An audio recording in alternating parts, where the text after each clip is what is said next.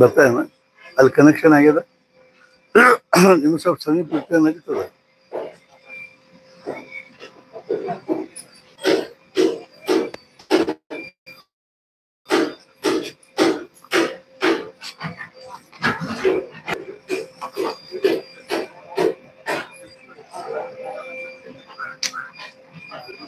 ಶ್ರೀರಾಮ್ ಸಮರ್ಥ. ಯಾರು ಮಾತಾಡ್ಬೇಕು? ಮಾತಾ ರಾಮೋ ಮತ್ಪಿತಾ ರಾಮಚಂದ್ರ, ಸ್ವಾಮಿ ರಾಮೋ ಮತ್ಸಖ ರಾಮಚಂದ್ರ, ಸರ್ವಸ್ವಂ ಮೇ ರಾಮಚಂದ್ರೋ ದಯಾಳು, ನಾನ್ಯಂಜಾನೆ ನೈವ ಜಾನೆ ನ ಜಾನೆ, ದಕ್ಷಿಣೆ ಲಕ್ಷ್ಮಣೋ ಯಸ್ಯ, ವಾಮೇ ತು ಜನಕಾತ್ಮಜ, ಪುರತೋ ಮಾರುತಿರ್ಯಸ್ಯ, ತಂ ವಂದೇ ರಘುನಂದನಂ. ಇವನ ಸಿಕಂದರ ಅದೊಂದು ಸ್ವಲ್ಪ ಆವಾಜ್ ಸ್ವಲ್ಪ ಕಡಿಮೆ, ಅದು ಇದ್ರಾಗಿಂದವು ಬರಲ್ಲ. ವಿದೇಹಾಪರಿ ತಾಲವೂನಿ ಪ್ರಪಂಚ, ಮುಮುಕ್ಷು ಜನಾಲಾಗಿ ಅಧ್ಯಾತ್ಮ ಚರ್ಚಾ, ಕರೋನಿ ಬಹು ಲೋಕಜೆ ಮೇಳವೀತಿ, ನಮಸ್ಕಾರ ತ್ಯಾ ಬ್ರಹ್ಮ ಚೈತನ್ಯ ಮೂರ್ತಿ. ಸದ್ಗುರುನಾಥ ಮಹಾರಾಜ್ ಕಿ ಜೈ. ಜೈ ಜೈ ರಘುವೀರ ಸಮರ್ಥ. ಶ್ರೀರಾಮ ಸಮರ್ಥ. ಸದ್ಗುರು ಶ್ರೀ ಬ್ರಹ್ಮಚೈತನ್ಯ ಮಹಾರಾಜರ, ಸದ್ಗುರು ಶ್ರೀ ಬ್ರಹ್ಮಾನಂದ ಮಹಾರಾಜರ ಅನುಗ್ರಹದಿಂದ ಶ್ರೀ ಕ್ಷೇತ್ರ ಹೆಬ್ಬಳ್ಳಿಯಲ್ಲಿ ಇಸ್ವಿಸನ್ 1909 ಏಪ್ರಿಲ್ 2 ಚೈತ್ರ ಶುಕ್ಲ ದ್ವಾದಶಿಯ ದಿವಸ ಶ್ರೀ ಮಹಾರಾಜರು ತಮ್ಮ ಚರಣ ಸ್ಪರ್ಶವಾಗಿರ್ತಕ್ಕಂಥ ಶಿಲಾಪಾದುಕೆಗಳನ್ನು ತಮ್ಮ ಕೈಯಿಂದಲೇ ಪ್ರತಿಷ್ಠಾಪನೆ ಮಾಡಿ ಕರ್ನಾಟಕದಲ್ಲಿ ಬಹಳ ದೊಡ್ಡದಾಗಿರ್ತಕ್ಕಂಥ ನಾಮಸ್ಮರಣೆಯ ಕ್ರಾಂತಿಯನ್ನು ಮಾಡಿದರು. ಅರ್ಥಾತ್ ಅದಕ್ಕೂ ಮೊದಲು ಸದ್ಗುರು ಶ್ರೀ ಬ್ರಹ್ಮಚೈತನ್ಯ ಮಹಾರಾಜರ ಸಾಧನೆ ಸರ್ವಾಂಗ ಪರಿಪೂರ್ಣವಾಗಿರುವುದಕ್ಕಾಗಿ ಭಗವಂತನದೇ ಸಂಕಲ್ಪಿತ್ವ ಏನು ಅನ್ನುವ ಹಾಗೆ ಆ ಸಾಧನೆಯನ್ನ ಕರ್ನಾಟಕದಲ್ಲಿ ತೆಗೆದುಕೊಂಡು ಬರೋದಕ್ಕಾಗಿ ಅವರಿಗೆ ಒಂದು ಭಗವಂತನಿಗೆ ಒಂದು ಪ್ರಕಾರದಿಂದ ವ್ಯವಸ್ಥೆ ಮಾಡಬೇಕು, ಅಥವಾ ಯೋಜನಾ, ಅವನ ಸಂಕಲ್ಪ. ಅದು ಕರ್ನಾಟಕದ ಭಾಗ್ಯದ್ದೇ ಉದಯ ಅಂತ ಹೇಳಿ. ಅದಕ್ಕಾಗಿ ಸದ್ಗುರು ಶ್ರೀ ಬ್ರಹ್ಮಚೈತನ್ಯ ಮಹಾರಾಜರಿಗೆ ಯೋಗ್ಯರಾಗಿರ್ತಕ್ಕಂಥ ಒಬ್ಬ ಶಿಷ್ಯರು ನಮ್ಮ ಕರ್ನಾಟಕದಲ್ಲಿ ಹುಟ್ಟಿ, ಅರ್ಥಾತ್ ಏನು ಅಂದ್ರೆ ಕರ್ನಾಟಕದಲ್ಲಿ ದೊಡ್ಡವರಾಗಿ ಅರ್ಥಾತ್ ವೈದಿಕ ವಿದ್ಯೆಯನ್ನ, ಶಾಸ್ತ್ರ ವಿದ್ಯೆಯನ್ನೆಲ್ಲ ಸಂಪೂರ್ಣವಾಗಿ ಅಧ್ಯಯನ ಮಾಡಿ ಆಮೇಲೆ ಆ ಕೇವಲ ಭಗವಂತನ ನಾಮಸ್ಮರಣೆಯನ್ನ ಕರ್ನಾಟಕದಲ್ಲಿ ಪ್ರಚಾರ ಆಗಬೇಕು ಅಂದ್ರೆ ನಾಮಸ್ಮರಣೆ ಮಹತ್ವ ಎಲ್ಲರಿಗೂ ಗೊತ್ತಾಗ್ತದೆ. ಒಬ್ಬ MA PhD ಆಗಿ ಅಕಸ್ಮಾತ್ ತನ್ನ ನೌಕರಿ ಬಿಟ್ಟು ನಾಮಸ್ಮರಣೆ ಮಾಡ್ಲಿಕ್ಕೆ ಅಂದ್ರೆ ಅದೇನು ಅಂತ ಬಹಳ ದೊಡ್ಡ ಮಹತ್ವದ ಅನ್ಸೋದಿಲ್ಲ. ಆದರೆ ಷಟ್ಶಾಸ್ತ್ರಗಳನ್ನು ಅಧ್ಯಯನ ಮಾಡಿ, ಸಮಗ್ರ ವೇದಾಧ್ಯಯನ ಮಾಡಿ ಆಮೇಲೆ ಅದರೊಳಗಿಂದ ಸಮಾಧಾನ ಆಗುವುದಿಲ್ಲ ಅನ್ನುವಂಥದ್ದನ್ನ ಜಿಜ್ಞಾಸು ಜಗತ್ತಿಗೆ, ಮುಮುಕ್ಷು ಜಗತ್ತಿಗೆ, ಸಾಧಕ ಜಗತ್ತಿಗೆ ತೋರಿಸಿಕೊಡ್ಬೇಕು ಅನ್ನುವಂಥ ಕಳಕಳಿಯಿಂದ ಸದ್ಗುರು ಶ್ರೀ ಬ್ರಹ್ಮಚೈತನ್ಯ ಮಹಾರಾಜರ ಸಂಕಲ್ಪ, ಪ್ರಭು ಶ್ರೀ ರಾಮಚಂದ್ರನ ಸಂಕಲ್ಪ ಅನ್ನೋ ಹಂಗ ಜಾರಿಹಾಳದಲ್ಲಿ 1959ನೇ ಇಸ್ವಿಯಲ್ಲಿ ಸದ್ಗುರು ಶ್ರೀ ಬ್ರಹ್ಮಾನಂದ ಮಹಾರಾಜರ ಅವತಾರ ಆಯಿತು. ಪ್ರಾರಂಭದಲ್ಲಿ ಬಹಳ ಕಿಡಿಗೇಡಿತನ ಇತ್ತು. ಅದರ ಮುಂದೆ ಮೆಣಸಿಗೆ ಅಲ್ಲಿ ಅವರು ವೇದಾಧ್ಯಯನ ಮಾಡಿದರು.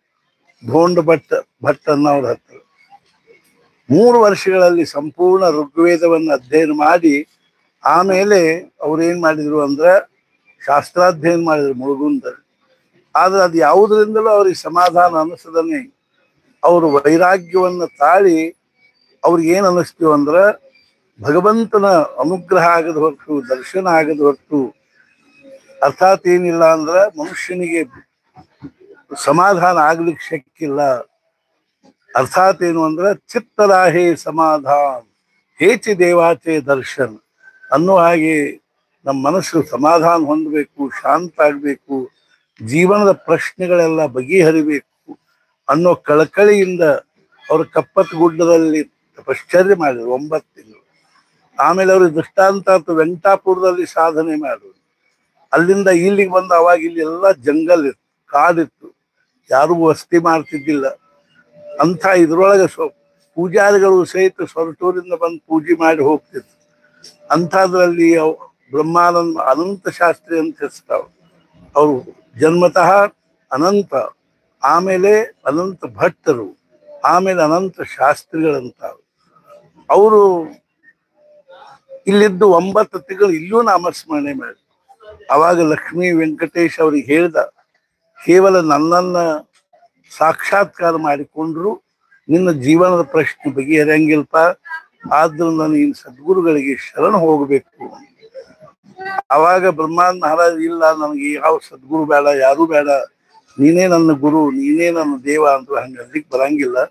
ನಿನ್ನ ಸದ್ಗುರು ನಿನ್ನನ್ನು ಉತ್ತರ ಭಾರತದಲ್ಲಿ ಪ್ರತೀಕ್ಷಾ ಮಾಡ್ತಾ ಇದ್ದಾರೆ, ನೀನು ಹೋಗಲೇಬೇಕು ಅಂದಾಗ ಬ್ರಹ್ಮಾನಂದ ಮಹಾರಾಜರು ಉತ್ತರ ಭಾರತ ಎಲ್ಲ ಸಂಚಾರ ಮಾಡಿ ಕೊನೆಗೆ ಅವ್ರಿಗೆ ಇಂದೂರಿನಲ್ಲಿ ಸದ್ಗುರು ಶ್ರೀ ಬ್ರಹ್ಮಚೈತನ್ಯ ಮಹಾರಾಜರ ದರ್ಶನ ಆಯಿತು.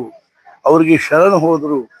ಮಹಾರಾಜರ ಒಂದು ಆಜ್ಞೆ ಅನುಸಾರವಾಗಿ ನರ್ಮದಾ ತಟಾಕದಲ್ಲಿರ್ತಕ್ಕಂಥ ಅರ್ಥಾತ್ ಏನು ಬಡವಾಹ ಅನ್ನುವ ಅಲ್ಲಿ ಸರ್ಪೇಶ್ವರ ದೇವಸ್ಥಾನದಲ್ಲಿ 2.5 ವರ್ಷ ಕಠೋರ ಸಾಧನೆ ಅಂದ್ರೆ ಮುಖ್ಯವಾಗಿ ನಾಮಸ್ಮರಣೆ ಮಾಡಿ ಆ ಅರಣ್ಯದಲ್ಲಿಂದ ಹುಲಿ ಚಿರ್ಚ ಬಂದು ಕೂಡ್ಬೇಕು ಮಂದಿರದಲ್ಲಿ. ಆದರೂ ಇವರು ಧೈರ್ಯವಾಗಿ ನಾಮಸ್ಮರಣೆ ಮಾಡಿಕೊಂಡು ಕೊನೆಗೆ ಅನೇಕ ಸರ್ಪಗಳು ಬಂದು ಇವ್ರ ದೇಹವನ್ನು ಬಿಗಿದು ಒಂದು ಸರ್ಪ ಏನದನ್ನು ಇವ್ರ ಕೊನೆಗೆ ಸುತ್ತಿ ಇನ್ನೇನು ಉರ್ಲ ಬೀಳ್ತದ ಅನ್ನುವಷ್ಟೊತ್ತಿಗೆ ಉರ್ಲ ಆಗ್ತದ, ಜೀವ ಹೋಗ್ತದ ಅನ್ನುವಾಗ ಇವ್ರು ಅಂದ್ರು, ಮಹಾರಾಜ್ ನಿಮ್ಮ ಆಜ್ಞೆಗೆ ಅನುಸಾರವಾಗಿ ನಾನು ಕೊನೆ ಕ್ಷಣದ ತನಕ ನಾಮಸ್ಮರಣೆ ಮಾಡಿದೆ, ಇನ್ನು ಮುಂದೆ ನಿಮ್ಮ ಇಚ್ಛಾ ಇದ್ದಂಗೆ ಆಗಲಿ ಅಂದ ಕೂಡಲೇ ಎಲ್ಲ ಸರ್ಪಗಳು ಹೋಗಿಬಿಟ್ಟು ಆಮೇಲೆ ಆ ಸರ್ಪೇಶ್ವರನಲ್ಲೇ ಮಹಾರಾಜರು ಪ್ರಗಟ ಆದ್ರು ಮತ್ತು ಹೇಳಿದ್ರು, ನಿನ್ನ ನಾಮಸ್ಮರಣೆಯಿಂದ ನನಗೆ ಬಹಳ ಸಂತೋಷ ಆಗಿದೆ, ಆದ್ದರಿಂದ ನಾನು ಇವತ್ತು ನಿನಗೆ ಬ್ರಹ್ಮಜ್ಞಾನ ಕೊಡ್ಲಿಕ್ಕೆ ಹತ್ತೀನಿ, ಬ್ರಹ್ಮಾನಂದ ಅಂತ ಹೆಸರಿರ್ತೀನಿ, ನೀನು ಕರ್ನಾಟಕದಲ್ಲಿ ಹೋಗಿ ನಾಮದ ಪ್ರಸಾರ ಮಾಡು. ಅದಕ್ಕನುಸಾರ ಅವರು ಗೋಂದಾವಲೆಗೆ ಬಂದರು. ಅಲ್ಲಿ 2.5 ವರ್ಷ ಇದ್ದು ಅಲ್ಲಿಂದ ಮಹಾರಾಜರ ಆಜ್ಞೆ ಅನುಸಾರವಾಗಿ ಕರ್ನಾಟಕದಲ್ಲಿ ಬಂದರು. ಇಲ್ಲಿ ಅವರು ಬಂದು ಮುಖ್ಯವಾಗಿ ಬೆಳಧಡಿಗೆ ಬಂದರು. ಬೆಳಧಡಿ ಸಂಪರ್ಕ ಅವರಿಗೆ ಮೊದಲಿನಿಂದ ಸಣ್ಣವರಿದ್ದಾಗಿಂದಲೂ ಇತ್ತು. ಅವರು ತಮ್ಮ ಗುರುಗಳಾಗಿರ್ತಕ್ಕಂಥ ಅರ್ಥಾತ್ ಏನು ಅಂದ್ರೆ ಗುರುನಾಥ್ ಶಾಸ್ತ್ರಿ ಜಂತ್ಲಿ ಮುಳುಗುಂದ ಅವ್ರ ಜೊತೆಗೆ ಬೆಳಧಡಿಗೆ ಬರ್ತಿದ್ರು. ಆಮೇಲೆ ಇಲ್ಲಿ ನೇರವಾಗಿ ಬೆಳಧಡಿಗೆ ಬಂದರು. ಇಲ್ಲಿ ಕದಮ್ಮನ ದೇವಸ್ಥಾನ ಅಂತದ, ಅಲ್ಲಿ ಅವರು ಕೂಡ್ತಿದ್ರು. ಅವಾಗ ಅವ್ರಿಗೆ ಉನ್ಮನಿ ಅವಸ್ಥಾ ಬರ್ಲಿಕ್ಕೆ ಅಂದ್ರೆ ಅರ್ಥಾತ್ ಏನು ಕೂತಲ್ಲೇ ಸಮಾಧಿ ಎತ್ತಿ ಬಿಡೋದು, ದೇಹ ಎಲ್ಲ ಕಟ್ಟಿಗೆ ಆದಂಗೆ ಆಗ್ತಿತ್ತು. ಅವಾಗ ಬೆಳಧಡಿಯಲ್ಲಿ ಒಬ್ರು ದ್ವಾರಕಾಬಾಯಿ ಅಂತ ಹೆಣ್ಮಗಳಿದ್ರು. ಅವ್ರು ಒಂದಿಬ್ಬರನ್ನ ಕರ್ಕೊಂಡು ಹೋಗಿ ಅವ್ರನ್ನ ಎಬ್ಬಿಸ್ಕೊಂಡು ಬಂದು ಅವ್ರಿಗೆ ಸ್ನಾನ ಮಾಡಿಸಿ ಊಟ ಮಾಡಿಸಿ ಇದನ್ನ ಮಾಡ್ತಿದ್ರು. ಹಿಂಗೆ ಸುಮಾರು 2 ವರ್ಷ ಈ ಉನ್ಮನಿ ಅವಸ್ಥಾದಲ್ಲಿ. ಆಮೇಲೆ ಸಾಕು ಮಹಾರಾಜರಿಗೆ ಅನಿಸ್ತು, ಇನ್ನು ಅವ್ರಿಗೆ ಸಾಕು ಉನ್ಮನಿ ಅವಸ್ಥಾ. ಸ್ವತಃ ಮಹಾರಾಜರು ಬಂದು ಬೆಳಧಡಿಗೆ ಬಂದು ಮಾರುತಿ ದೇವಸ್ಥಾನದಲ್ಲಿ ಕೂತ್ ಕೇಳಿದ್ರು, ಇಲ್ಲಿ ಬ್ರಹ್ಮಾನಂದ ಬುವ ಅಂತ ಯಾರಿರ್ತಾರೆ? ಅವಾಗ ಹೇಳಿದ್ರು, ಇಲ್ಲಿ ಬ್ರಹ್ಮಾನಂದ ಬುವ ಅಂತ ಯಾರಿಲ್ಲ. ಅಂದ ಕೂಡಲೇ ಅವರ ಅನಂತ ಶಾಸ್ತ್ರಿ ಅಂತ ಯಾರಾದ್ರೂ ಇರ್ತಾರೆ? ಇದ್ದಾರೆ ಪಾಪ, ಅವರು ಎಂತ ದೊಡ್ಡ ಪಂಡಿತರು, ಇತ್ತಿತ್ತಲಾಗ ಅವ್ರ ತಲೆ ಸರಿ ಇಲ್ಲ, ಸುಮ್ಮನೆ ಎಲ್ಲಾರು ಹೋಗಿ ಕೂತ್ ಬಿಡ್ತಾರೆ. ಒಂದೊಂದು ಸಲ ಅವ್ರಿಗೆ ಮೈ ಮೇಲೆ ಖಬರ್ ಇರಂಗಿಲ್ಲ, ಊಟ ಇಲ್ಲ, ಸ್ನಾನ ಇಲ್ಲ, ಕೂತ್ ಬಿಟ್ಟಿರ್ತಾರೆ. ಮಹಾರಾಜರ ಕಣ್ಣ ನೀರು ಬಂದು, ಧನ್ಯದ ಭಾಗ್ಯದ ಎಂಥ ನಮಗೆ ಶಿಷ್ಯ ಪ್ರಾಪ್ತ ಅದ ಅಂತ. ಅರ್ಥಾತ್ ಏನು ಅಂದ್ರೆ ಅಲ್ಲಿಂದ ಮಹಾರಾಜರು ಹೇಳಿದ್ರು, ಅವ್ರಿಗೆ ಹೋಗಿ ಹೇಳ್ರಿ ಬ್ರಹ್ಮಚೈತನ್ಯ ಬುವ ರಾಮದಾಸಿ ಗೋಂದಾವಲೆ ಕರ್ ಬಂದಿದಾರಂತ ಹೇಳಿ. ಗೋಂದಾವಲೆ ಬ್ರಹ್ಮಚೈತನ್ಯ ಹೆಸರು ಕೇಳಿದ ಕೂಡಲೇ ಬ್ರಹ್ಮಾನಂದ ಮಹಾರಾಜರದ್ದು ಏನಾಯ್ತು ಅಂದ್ರೆ ಅರ್ಥಾತ್ ಇದು ಇಳಿದು ಹೋಯ್ತು, ಸಮಾಧಿ ಇಳಿತು. ಓಡ್ಕೊತ ಬಂದು ಸಾಷ್ಟಾಂಗ ನಮಸ್ಕಾರ ಹಾಕಿದ್ರು. ಮಹಾರಾಜ್ ಹೇಳಿದ್ರು, ಬ್ರಹ್ಮಾನಂದ ಬುವ, ನಿಮಗೆ ಈ ಉಣ್ಮನಿ ಅವಸ್ಥೆ ಅದಕ್ಕೆ ಅಷ್ಟು ಸಾಕಿಲ್ಲ. ನೀವೇನ್ ಮಾಡ್ರಿ ಅಂದ್ರ ಕರ್ನಾಟಕದಲ್ಲಿ ನಾಮ ಪ್ರಸಾರ ಮಾಡ್ರಿ, ಇಲ್ಲಿ ರಾಮ ಮಂದಿರ ಸ್ಥಾಪನಾ ಮಾಡ್ರಿ ಅಂದ್ರು. ಆ ಪ್ರಕಾರ ಬ್ರಹ್ಮಾನಂದ ಮಹಾರಾಜರು ಹಾಲು ಹಾಕಿ, ಭೂಮಿ ಪೂಜಾ ಮಾಡಿ, ಹಾಲು ಹಾಕಿ, ಗುಡ್ಲಿ ಪೂಜಾ ಮಾಡಿ ಕೊಟ್ಟರು. ಒಂದು ವರ್ಷದಲ್ಲಿ ಬ್ರಹ್ಮಾನಂದ ಮಹಾರಾಜರ ರಾತ್ರಿ ಕಷ್ಟಪಟ್ಟು ಮಂದಿರ ಕಟ್ಟಿಸಿದ್ರು. ಮಹಾರಾಜರು ಸ್ವತಃ ಬಂದು ರಾಮನ ಸ್ಥಾಪನಾ ಮಾಡಿದ್ರು. ಮುಂದೆ ಕರ್ನಾಟಕದಲ್ಲಿ ಬ್ರಹ್ಮಾನಂದ ಮಹಾರಾಜರು ಏನ್ ಮಾಡಿದ್ರು ಅಂದ್ರೆ ಅನೇಕ ಕಡೆಗೆ, ಅರ್ಥಾತ್ ಏನು ಅಂದ್ರೆ ನಾಮ ಸಪ್ತಾಹ ಮಾಡಿದ್ರು. ಆಮೇಲೆ 3 ಊರುಗಳಲ್ಲಿ, ನರಪುರ, ರಥಪುರ, ವೇಣುಪುರ, ನರಗುಂದ, ತೀರ್ನಾಳ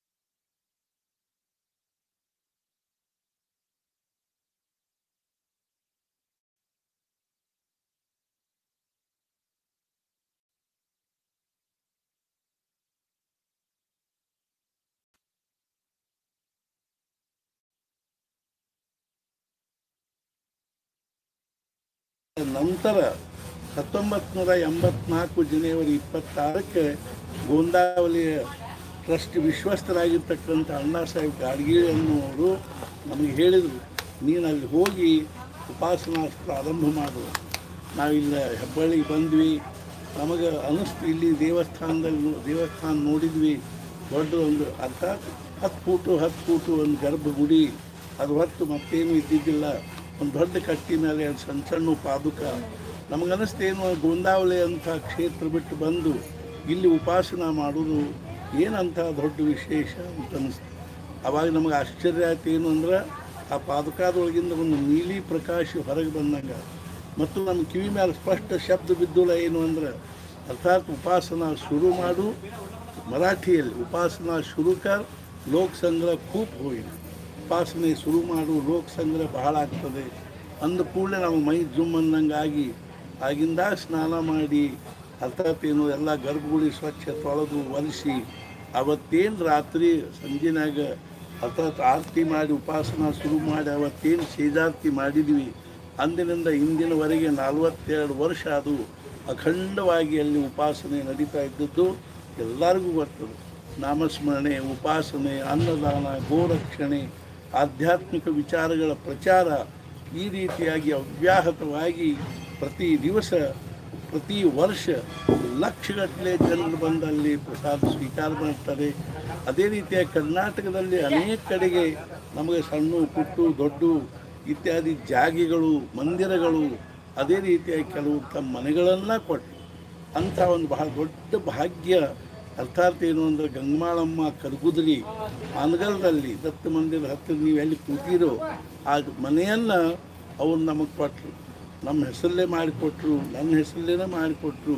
ಮತ್ತು ಹೇಳಿದ್ರಲ್ಲ ಏನು ಅಂದ್ರೆ ಇದು ಮುಖ್ಯವಾಗಿ ಮಹಾರಾಜರದು ನಾಮಸ್ಮರಣೆ ಆಗಬೇಕು, ಉಪಾಸನೆ ಆಗಬೇಕು, ಮತ್ತು ಇಲ್ಲಿ ಅನ್ನದಾನ ಆಗಬೇಕು, ಇದೆಲ್ಲ ದುಮ್ದುಮಿಸಬೇಕು ಅಂತ ಅವ್ರಿಗೆ ಬಹಳ ಅಪೇಕ್ಷೆ ಇತ್ತು. ಬಹಳ ಮುದುಕಿ ಅತ್ಯಂತ ಭಾವನೆಯಿಂದ ಕಳಕಳಿಯಿಂದ ನಮಗೆ ಹೇಳ್ತಿದ್ರು. ಆಮೇಲೆ ನಾವು ಅವ್ರನ್ನ ಹೆಬ್ಬಳ್ಳಿ ಕರ್ಕೊಂಡು ಹೋದ್ವಿ. ಅಲ್ಲೇ ಅವ್ರ ಕೊನೆಯವರೆಗೂ ಇದ್ದರು. ಅಕ್ಷರಶಃ ನಮ್ಮ ಮುಂದನ ಅವ್ರ ದೇಹ ಬಿಟ್ಟರು. ನಮಗೆ ನಿಜವಾಗಿಯೂ ಅವ್ರ ಬಗ್ಗೆ ಭಾಳಷ್ಟು ಧನ್ಯತಾ ಅನ್ನಿಸ್ತದೆ. ಎಂಥ ಹೆಣ್ಮಗಳು, ಎಂಥ ಧೈರ್ಯದ ಹೆಣ್ಮಗಳು. ಆಮೇಲೆ ಅವರು ನಮಗೆ ಕೊಟ್ಟ ಮೇಲೆ ನಮಗೆ ಅದನ್ನು ಬಹಳಷ್ಟು ಏನು ಅದರೊಳಗೆ ಮಾಡಲಿಕ್ಕೆ ಶಕ್ಯ ಆಗಲಿಲ್ಲ ಭಾಳ ದಿವಸದವರೆಗೆ. ನರಗುಂದಲ್ಲಿ ಒಂದು ದೊಡ್ಡ ಜಾಗ ದತ್ತ ಮಂದಿರ ಕೊಟ್ಟು ಒಂದು ದೊಡ್ಡ ಜಾಗ ಕೊಟ್ಟರು. ಅಲ್ಲೂ ನಮಗೇನು ಮಾಡಲಿಕ್ಕೆ ಆಗಿದ್ದಿಲ್ಲ. ಆದರೆ ಸಹಜವಾಗಿ ಮುಂದೆ ಕ್ರಮೇಣ ಸ್ವಲ್ಪ ಸ್ವಲ್ಪ ನಮಗೆ ಸಮಯ ಮತ್ತು ಅನುಕೂಲತೆ ಒದಗಿದಂಗೆ ಒಂದೊಂದು ಕಡೆಗೆ ಮಾಡ್ಲಿಕ್ಕೆ ಹತ್ವಿ. ದತ್ತ ಮಂದಿರದವರು ನಮ್ಮ ಕಡೆಗೆ ಬಂದು ಹೇಳಿದ್ರೆ ಏನು ಅಂದ್ರೆ, ನಮಗೆ ದತ್ತಾತ್ರೇಯ ಉತ್ಸವದಲ್ಲಿ ಊಟಕ್ಕೆ ಹಾಕಲಿಕ್ಕೆ ಮಾಡಲಿಕ್ಕೆ ನಮಗೆ ಸ್ವಲ್ಪ ಜಗದ ಅನುಕೂಲತೆ ಬೇಕು, ಅದಕ್ಕೆ ನಾವು ಇಲ್ಲಿ ಊಟಕ್ಕೆ ಪಾಠಕ್ಕೆ ಹಾಕ್ತೀವಿ ಅಂದರು. ನಾವಂದ್ವಿ ಭಗವಂತನ ಕಾರ್ಯಕ್ಕಾಗಿಯೇ ಇರೋದಿದೆಲ್ಲ, ಅದನ್ನು ನೀವು ಮಾಡಲಿಕ್ಕೆ ಅಡ್ಡಿ ಇಲ್ಲ ಅಂದ್ವಿ. ಆಮೇಲೆ ಕ್ರಮೇಣ ಏನಾಗ್ಲಿಕ್ಕೆ ಹತ್ತು ಅಂದ್ರೆ, ಈ ಒಂದು ಸ್ವರೂಪ ಬಂತು. ಸದ್ಗುರು ಶ್ರೀ ಬ್ರಹ್ಮಚೈತನ್ಯ ಮಹಾರಾಜರ ಸದ್ಗುರು ಶ್ರೀ ಅರ್ಥಾತ್ ಏನು ಅಂದ್ರೆ, ಅಂತರ್ಗತವಾಗಿ ಬ್ರಹ್ಮಾನಂದ ಮಹಾರಾಜರು ಸಾನ್ನಿಧ್ಯ ಪ್ರಾಪ್ತಾತು. ರಾಮ ಲಕ್ಷ್ಮಣ ಸೀತಾ ಮಾರುತಿ 8 ದಿನದೊಳಗನ ಎಲ್ಲ ವ್ಯವಸ್ಥೆ ಆಗಿ, ಅರ್ಥಾತ್ ಏನು ಅಂದರೆ ಈ ರೀತಿಯಾಗಿರ್ತಕ್ಕಂಥ ಒಂದು ಸುಂದರವಾದ ಮಂದಿರ ನಿರ್ಮಾಣ ಆಯಿತು. ಅದೇ ರೀತಿಯಾಗಿ ಹಿಂದೆ ಅಡುಗೆ ಮನೆ, ನಾಲೊಂದು ದೊಡ್ಡ ಹಾಲು ಎಲ್ಲ. ಅರ್ಥಾತ್ ಏನು ಅಂದ್ರೆ, ಬರ್ತಕ್ಕಂಥ ಭಕ್ತರಿಗೂ ಅನುಕೂಲ ಆಗುವ ದೃಷ್ಟಿಯಿಂದ ದತ್ತ ಮಂದಿರದವರು ಅರ್ಥಾತ್ ಇದನ್ನೆಲ್ಲ ಬಹಳಷ್ಟು ಕಷ್ಟಪಟ್ಟು ಇದನ್ನೆಲ್ಲ ಕಟ್ಟಿದ್ದಾರೆ. ನಿಜವಾಗಿ ಅದು ಭಾಳ ದೊಡ್ಡ ಸದ್ಗುರು ಸೇವಾ ಅವ್ರು ಮಾಡಿದ್ದಾರೆ. ಅವ್ರಿಗೂ ಅವ್ರ ಬಗ್ಗೆನೂ ನಮಗೆ ಬಹಳಷ್ಟು ಕೃತಜ್ಞತೆ ಅನ್ನಿಸ್ತದೆ, ಧನ್ಯತಾ ಅನ್ನಿಸ್ತದೆ. ಈ ರೀತಿಯಾಗಿರ್ತಕ್ಕಂಥ ಅಲ್ಲಿ ಯಾವ ಸದ್ಗುರು ಶ್ರೀ ಬ್ರಹ್ಮಚೈತನ್ಯ ಮಹಾರಾಜರ ಸಾನ್ನಿಧ್ಯವನ್ನು, ಆ ಸದ್ಗುರು ಅವರ ಪರಮ ಶಿಷ್ಯರಾಗಿರ್ತಕ್ಕಂಥ ಸದ್ಗುರು ಶ್ರೀ ಬ್ರಹ್ಮಾನಂದ ಮಹಾರಾಜರು ನಾವು ಅಲ್ಲಿ ಪುಣ್ಯತಿಥಿ ಅಥವಾ ಮತ್ತು ಜಯಂತಿ, ಅದೇ ರೀತಿಯಾಗಿ ಮಹಾರಾಜರ ಪುಣ್ಯತಿಥಿ, ಮಹಾರಾಜರ ಜಯಂತಿ ನಾವು ಏನು ಮಾಡಬೇಕು ಆಚರಿಸದೇ ಇದ್ದರೆ ನಮಗೆ ಸಮಾಧಾನ ಆಗೋದಿಲ್ಲ. ಅವ್ರಿಗೇನೂ ಬೇಕಾಗಿಲ್ಲ. ಸತ್ಪುರುಷರಿಗೆ ಜಯಂತಿನೂ ಬೇಡ, ಪುಣ್ಯತಿಥಿನೂ ಬೇಡ. ಅರ್ಥಾತ್ ಏನು ಅಂದ್ರೆ, ಅವರು ಅಖಂಡವಾಗಿ ಪರಮಾತ್ಮ ಸ್ವರೂಪದಲ್ಲಿರ್ತಕ್ಕಂಥವ್ರು. ಆದರೆ ಭಕ್ತರಾಗಿರ್ತಕ್ಕಂಥ ನಮಗೆ ಅದನ್ನು ಆಚರಿಸಿ ನಮ್ಮನ್ನು ನಾವು ಕೃತಾರ್ಥ ಮಾಡಿಕೋಬೇಕು ಅನ್ನುವಂಥ ಕಳಕಳಿಯಿಂದ ನಾವು ದೇಶಪಾಂಡೆ ಅವರಿಗೆ ಫೋನ್ ಮಾಡಿದ್ವಿ. ಅಲ್ಲಿ ಪುಣ್ಯತಿಥಿ ಮಾಡೋಣ್ರಿ ಬ್ರಹ್ಮಾನಂದ ಮಹಾರಾಜರು ಅಂತ ಹೇಳಿದಾಗ ಅವರು ಅಂದ್ರೂ ಆಯ್ತು ರೀ, ನೀವು ಹೆಂಗೆ ಹೇಳ್ತೀರಿ ಹಂಗೆ ಮಾಡ್ತೀವಿ ಅಂದ್ಕೊಂಡ್ರು. ಆಮೇಲೆ ಅದೇ ರೀತಿಯಾಗಿ ಅಲ್ಲಿ ಮ್ಯಾಲ ಪಕ್ಷವನ್ನು ಮಾಡ್ತಕ್ಕಂಥ ಘನಶ್ಯಾಮ್ಜಿ ಅವರು, ಅದೇ ರೀತಿ ಮುಕುಂದ ಭಟ್ರು, ಅವ್ರಿಗೂ ನಾವು ಫೋನ್ ಮಾಡಿ ಹೇಳಿದ್ವಿ. ಅವರು ಅಂದರು ಏನು ಅಡ್ಡಿ ಇಲ್ಲ, ಅದು ಮಂದಿರ ಆಗ್ಯದ ಈಗ, ಅದ್ರ ಬಗ್ಗೆ ನಮ್ದೇನೂ ಅಭ್ಯಂತರ ಇಲ್ಲ, ನೀವು ಅಲ್ಲಿ ಅವಶ್ಯವಾಗಿ ಮಾಡಿರಿ. ನಾವು ಇತ್ತಾಗ ಒಳಗೆ ಏನದ ಅಡುಗೆ ಮನೆಯಾಗ ಅಡುಗೆ ಮಾಡಿಕೊಂಡು ಮ್ಯಾಲೆ ಏನದನ್ನು ನಮ್ಮದು ಪಕ್ಷ ಅದು ಮಾಡ್ಕೋತೀವಿ ನಾವು ಅಂದರು. ಏನು ಅಡ್ಡಿ ಇಲ್ಲ ಮಾಡಿರಿ. ಅರ್ಥಾತ್ ಏನು ಅಂದ್ರೆ, ಮಹಾರಾಜರ ಸಾನ್ನಿಧ್ಯ ನಮ್ಮ ಹಾನಗಲ್ಲಿಂದು ದತ್ತ ಮಹಾರಾಜರಿಗೂ ಬಹಳ ನಿಕಟವಾಗಿರ್ತಕ್ಕಂಥ ಪ್ರೇಮಿದೆ. ನಿಮಗೆ ಅದರದ್ದು ಪ್ರಸಂಗ ಗೊತ್ತಿರ್ಬೋದು. ಕಾಗವಾಡದಲ್ಲಿ ಅಪ್ಪ ಸಾಹೇಬ್ ಪಟವರ್ಧನ್ ಅಂತ, ಅವ್ರಿಗೆ ಸ್ವಲ್ಪ ಏನಿರ್ತಿತ್ತು ಬಾಧಾ ಇತ್ತು. ಅವರ ಮಂತ್ರದಲ್ಲಿ ಪ್ರತಿಯೊಂದು ಪೀಳಿಗೆಯೊಳಗೂ ಒಬ್ಬೊಬ್ಬರಿಗೆ ಬಾಧಾ ಇರ್ತದೆ. ಅಪ್ಪ ಸಾಹೇಬರಿಗೆ ಬಾಧಾ ಇದ್ದದ್ದಕ್ಕಾಗಿ ಅವರ ಅರ್ಥಾತ್ ಏನು ಅಂದ್ರೆ, ಅವ್ರ ತಾಯಿಯವರು ಅವ್ರನ್ನ ಗಾಣಗಾಪುರಕ್ಕೆ ಕರ್ಕೊಂಡು ಹೋಗಿದ್ರು. ಅಲ್ಲಿ ಸೇವಾ ಮಾಡಿದರು, ನರಸಿಂಹದೇವರ ಸೇವಾ ಮಾಡಿದರು. ಆವಾಗ ಅವ್ರು ಏನಂದ್ರು ಅಂದ್ರೆ, ನೀವು ಬ್ರಹ್ಮಚೈತನ್ಯ ಬುವ ಅವ್ರ ಕಡೆಗೆ ಹೋಗ್ರಿ ಅಂದ್ರೆ ಇವ್ರಿಗೆ ಆರಾಮಾಗ್ತದೆ ಅಂದರು. ಅವ್ರಿಗೆ ಬ್ರಹ್ಮಚೈತನ್ಯ ಯಾರು ಅನ್ನೋದು ಗೊತ್ತಿದ್ದಿದ್ದಿಲ್ಲ. ಕಾಗವಾಡಕ್ಕೆ ಬಂದ ಬಳಿಕ ಅಲ್ಲಿ ಇದ್ದರು ಗಣುಬುವ ರಾಮದಾಸಿ ಅಂತಿದ್ರು. ಇವ್ರದ್ದು ಭೇಟಿ ಆದಾಗ ಅವ್ರು ಕೇಳಿ, ಬ್ರಹ್ಮಚೈತನ್ಯ ಅಂತ ಯಾರು ಗೊತ್ತಿದ್ದಾರೆ ಅಂದ್ರೆ ನಿಮಗೆ? ಗಣುಬುವ ಅವ್ರು ಅಂದರು, ನಾನು ಅವ್ರ ಶಿಷ್ಯ ಇದ್ದೀನಿ, ಅವ್ರು ಗೊಂದಾವಲೆಯಲ್ಲಿ ಇರ್ತಾರೆ. ಹಂಗೆ ನಮ್ಮನ್ನು ಕರ್ಕೊಂಡು ಹೋಗಿ ಇಬ್ಬರು ಕೂಡ ಗೊಂದಾವಲೆಗೆ ಬಂದರು. ಗೊಂದಾವಲೆಗೆ ಬಂದ ಬಳಿಕ ಅಲ್ಲಿದ್ದ ಕೇಳಿದ್ರು, ಎಲ್ಲಿದ್ದಾರೆ ಮಹಾರಾಜರು? ಅವರು ಅಯೋಧ್ಯಕ್ಕೆ ಹೋಗ್ಯಾರ. ಆಮೇಲೆ ಇಬ್ಬರು ಕೂಡ ಅಯೋಧ್ಯಕ್ಕೆ ಹೋದರು. ಮಧ್ಯಾಹ್ನದಾಗ 2:30 ಆಗಿತ್ತು. ಮಹಾರಾಜರು ಎಲ್ಲ ಊಟದ ಸಿದ್ಧತೆ ಆಗಿತ್ತು, ಬಡಿಸಿ ಆಗಿತ್ತು. ಆದರೆ ಮಹಾರಾಜರು ಅತ್ಲ ಇತ್ಲ ಅಡ್ಡಾಡಿ ಕಟ್ಟಿದ್ರು. ಮತ್ತು ಹೇಳಿದ್ರಲ್ಲ ಏನು ಅಂದ್ರೆ, ನನ್ನ ಮಕ್ಕಳಿಗೆ 2 ಎಲೆ ಖಾಲಿ ಇಡ್ರಿ ಅಂತ ಹೇಳಿ. ಅಷ್ಟೊತ್ತಿಗೆ ಇವರು ಬಂದರು. ಬಂದ ಕೂಡಲೇ ಚಲೋ ಆಯ್ತು, ಬರ್ರಿ ಕೈಕಾಲು ತೊಗೊಳ್ರಿ, ಪ್ರಸಾದಕ್ಕೆ ಬರ್ರಿ ಅಂದರು. ಅಪ್ಪ ಸಾಹೇಬ್ ಪಟವರ್ಧನ್ ಅವರು ಮಹಾರಾಜರ ಮಗ್ಗಲ್ದಾಗ ಕೂಡ್ಸ್ಕೊಂಡ್ರು. ಮಹಾರಾಜರ ಅವನು ತಮ್ಮ ಮಗ್ಗಲ್ದಾಗ ಕೂಡ್ಸ್ಕೊಂಡ್ರು. ಆಮೇಲೆ ಊಟ ನಡೆದಾಗ ಕಿವ್ಯಾಗ ಅವಕಾಶ ಹೇಳಿದರು, ದತ್ತಾತ್ರೇಯರದು ನಿರೋಪ ನಮ್ಮ ಕಡೆಗೆ ಮುಟ್ಟೇದ ಅಂತ, ಅವ್ರ ಸಂದೇಶ ನಮಗೆ ಮುಟ್ಟೇದ, ಏನು ಕಾಳಜಿ ಮಾಡಬೇಡ್ರಿ, ನಿಮ್ಗೆ ಆರಾಮಾಗ್ತದೆ ಅಂತ ಹೇಳಿದರು. ಅದೇ ರೀತಿಯಾಗಿ ಮಹಾರಾಜರು ಗಿರ್ನಾರ್ ಪರ್ವತಕ್ಕೆ ಹೋದಾಗ ಅಲ್ಲಿ ದತ್ತ ಮಹಾರಾಜರು ಸಹಿತ ಪ್ರತ್ಯಕ್ಷವಾಗಿ ದರ್ಶನ ಕೊಟ್ಟು, ನಾನು ಗೊಂದಾವಲೆಯಲ್ಲಿ ವಾಸ್ತವ್ಯ ಮಾಡ್ತೀನಿ. ಅದೇ ರೀತಿಯಾಗಿ ಅವ್ರು ಹೇಳಿದರು, ನಾ ಎಲ್ಲಿರ್ತೀನೋ ಅಲ್ಲಿ ನೀವಿರ್ರಿ, ನೀವೆಲ್ಲಿರ್ತೀರೋ ಅಲ್ಲಿ ನಾ ಇರ್ತೀನಿ ಅಂತ ಹೇಳಿದ್ರು. ಹೆಬ್ಬಳ್ಳಿ ಒಳಗೂ ದತ್ತ ಮಂದಿರ, ಅದೂ ಸಹಿತ ಏನವ ಪಾದುಕ ದೃಷ್ಟಾಂತ ಆಗಿ ಮಾರಳಿಗೆ ಹತ್ತಿರ ಒಂದು ಮಾರಡಿಗೆಯಲ್ಲಿ ಒಂದು ಹಿಡಿದ ಬುಡಕ ಅರ್ಥಾತ್ ಏನು ಅಂದ್ರೆ ನಾಡಗೀರನ್ನವ್ರಿಗೆ ಆ ಪಾದುಕ ಸಿಕ್ಕು ದೃಷ್ಟಾಂತಾಗಿ ಅವ್ನು ತೊಗೊಂಡು ಬಂದು ಅವ್ರು ಇಟ್ಕೊಂಡಿದ್ರು. ಆಮೇಲೆ ಅವ್ರ ಮನೆ ಒಳಗೆ ಒಬ್ಬರು ಹೆಣ್ಮಗಳಿದ್ರು, ಅವ್ರು ಅದನ್ನು ಪೂಜೆ ಮಾಡ್ಕೋತಾ ಇದ್ದರು. ಅರ್ಥಾತ್ ಈ ಮಂದಿರನು ಸಹಿತ ಮಹಾರಾಜರ ಹೆಸರಿಗೆ ಮಹಾರಾಜರ ಕಡೆಗೆ ಬಂದದೆ. ಈ ರೀತಿಯ ದತ್ತ ಮಹಾರಾಜರದು ಮತ್ತು ಮಹಾರಾಜರದು ಒಂದು ಅವಿಭಾಜ್ಯವಾಗಿರ್ತಕ್ಕಂಥ ಪ್ರೇಮ ಮತ್ತು ಅನ್ಯೋನ್ಯತೆ ಇರುವುದರಿಂದಾಗಿ ನಮಗೆ ನಿಜವಾಗಿಯೂ ಭಾಳ ಸಂತೋಷ ಅನ್ನಿಸ್ತದಲ್ಲ. ಏನು ಅಂದ್ರೆ ಪಕ್ಕದಲ್ಲೇ ದತ್ತ ಮಹಾರಾಜರ ವಾಸ್ತವ್ಯ, ಇತ್ಲ ಮಹಾರಾಜರ ವಾಸ್ತವ್ಯ. ಇದು ನಿಜವಾಗಿಯೂ ಏನಂದ್ರೆ ಹಾನಗಲ್ಲಿನ ಸದ್ಭಕ್ತರಿಗೆ ಭಾಳ ದೊಡ್ಡ ಅಮೋಘವಾಗಿರ್ತಕ್ಕಂಥ ಪ್ರಸಂಗ. ಇಂಥದ್ದು ಪ್ರಾಪ್ತ ಆಗೋದು ಸಹಿತ ಭಾಳ ದುರ್ಲಭ. ಇವತ್ತು ಬ್ರಹ್ಮಾನಂದ ಮಹಾರಾಜರ ಪುಣ್ಯತಿಥಿ ಇರೋದರಿಂದ ನಾವು ಇಲ್ಲಿ ವೆಂಕಟಾಪುರದಲ್ಲಿ ಒಂದು ಸ್ವಲ್ಪ ಪ್ರವಚನ ಮಾಡಿದ್ವಿ, ಗುಲಾಲ್ ಹಾಕಿದ್ವಿ. ಅದು ಸಾಮಾನ್ಯವಾಗಿ ನಾವು ಎಲ್ಲೆಲ್ಲಿ ಹೆಬ್ಬಳ್ಳಿ ಒಳಗೂ ಸಹಿತ ಎಲ್ಲಿ ಮಾಡ್ತೀವಿ ಅದು ವಾಸ್ತವಿಕವಾಗಿ 10:35 ಆದರೆ ಏನು ಅವಾಗ ಇನ್ನೂ ಭಕ್ತರು ಬಂದಿರಂಗಿಲ್ಲ. ಮತ್ತು ಇನ್ನು ಹಾಗಾಗಿ ನಾವು ಹೆಬ್ಬಳ್ಳಿ ಒಳಗೂ ಸಹಿತ ಮಹಾನೈವೇದ್ಯಕ್ಕಿಂತಲೂ ಮೊದಲು ಭಜನೆ ಮಾಡಿ ಗುಲಾಲ್ ಹಾಕಿ ಆಮೇಲೆ ಏನು ಮಾಡ್ತೀವಿ ಅಂದ್ರೆ ಮಹಾನೈವೇದ್ಯ ಮಾಡ್ತಿರ್ತೀವಿ. ಅದಕ್ಕೆ ಅನುಸಾರವಾಗಿ ಹಾನಗಲ್ನಲ್ಲೂ ಮಾಡಿರಿ. ಮತ್ತು ಇದೇ ರೀತಿಯಾಗಿ ಪ್ರತಿ ವರ್ಷವೂ ನೀವು ತಪ್ಪದ ಏನದ ಬ್ರಹ್ಮಾನಂದ ಮಹಾರಾಜರ ಪುಣ್ಯತಿಥಿ ಒಬ್ಬರು ನಮ್ಮನ್ನು ಕೇಳಿದರು. ಅರ್ಥಾತ್ ಏನು ಅಂದರೆ ಸತ್ಪುರುಷರ ಪುಣ್ಯತಿಥಿ ಯಾಕೆ ಮಾಡಬೇಕು, ಭಗವಂತನ ಜಯಂತಿ ಯಾಕೆ ಮಾಡಬೇಕು? ನಾವಂತೀವಿ ನರಸಿಂಹ ಜಯಂತಿ, ದತ್ತ ಜಯಂತಿ, ರಾಮನವಮಿ ಅಂದ್ರೆ ರಾಮ ಹುಟ್ಟಿದ್ದು, ಕೃಷ್ಣಾಷ್ಟಮಿ ಅಂದ್ರೆ ಕೃಷ್ಣ ಹುಟ್ಟಿದ್ದು. ಹಿಂಗ್ಯಾಕೆ ಜಯಂತಿ ಮಾಡ್ತೀವಿ? ಭಾರತ ಸತ್ಪುರುಷರ ಪುಣ್ಯತಿಥಿ ಮಾಡ್ತೀವಲ್ಲ. ಅವಾಗ ಮಹಾರಾಜರು ಏನಂದ್ರು ಅಂದ್ರೆ ಯಾರು ದೇವರಾಗಿ ಹುಟ್ಟಿ ದೇವರಾಗಿ ಹೋಗ್ಯಾರೋ ಅವ್ರ ಜಯಂತಿ ಮಾಡಬೇಕು. ಅರ್ಥಾತ್ ಅವ್ರ ಪುಣ್ಯತಿಥಿ ಅಲ್ಲ. ಆದರೆ ಯಾರು ಮನುಷ್ಯರಾಗಿ ಭಾವದಲ್ಲಿ ಹುಟ್ಟಿ ಪರಮಾತ್ಮ ಭಾವದಲ್ಲಿ ಹೋಗಿದಾರೋ ಅವ್ರ ಪುಣ್ಯತಿಥಿ ಮಾಡಬೇಕು. ಆದ್ದರಿಂದ ನಮ್ಮ ಕರ್ತವ್ಯದ ಭಕ್ತರದು ಆದ್ಯ ಕರ್ತವ್ಯದ. ಆದ್ದರಿಂದ ನಾವು ಬ್ರಹ್ಮಾನಂದ ಮಹಾರಾಜರದು ಅದೇ ರೀತಿ ಮಹಾರಾಜರದು ನಾವು ಮಹಾರಾಜರ ಸಾನ್ನಿಧ್ಯದಲ್ಲಿ ಪುಣ್ಯತಿಥಿ ಆಚರಿಸಬೇಕು. ಅದಕ್ಕನುಸಾರವಾಗಿ ನೀವೆಲ್ಲರೂ ಅಲ್ಲಿ ಬಂದಿದ್ದೀರಿ. ನಮ್ಮ ನಿಜವಾಗಿಯೂ ಭಾಳ ಸಂತೋಷ ಆಯಿತು. ಎರಡು ಮಾತು ಈ ಸಂದರ್ಭದಲ್ಲಿ ಹೇಳಬೇಕು ಅಂತ ಅನಿಸಿದ್ದರಿಂದಾಗಿ ನಾನು ಹೇಳ್ತಾ ಇದ್ದೀನಿ. ನನಗೂ ಭಾಳ ಮನಸ್ಸಿಗೆ ಸಂತೋಷ ಆಯಿತು. ನೀವು ಅಲ್ಲಿ ಅತ್ಯಂತ ಭಕ್ತಿಭಾವದಿಂದ ಬ್ರಹ್ಮಾನಂದ ಮಹಾರಾಜರ ಪುಣ್ಯತಿಥಿ ಆಚರಿಸ್ತಾ ಇರೋದನ್ನು ನೋಡಿದರೆ ನಮಗೆ ಭಾಳ ಸಂತೋಷ ಆಯಿತು. ಇದು ನಿಮ್ದೆಲ್ಲರದು ಸಹಕಾರದ, ಸೇವಾದ, ಭಕ್ತಿಯದ, ಭಾವದ. ಆದ್ದರಿಂದ ಆ ಸದ್ಗುರುಗಳು ನಮಗೂ ನಿಮಗೂ ಎಲ್ಲರಿಗೂ ಆಯುಷ್ಯ ಐಶ್ವರ್ಯವನ್ನು ಅನುಗ್ರಹಿಸಲಿ.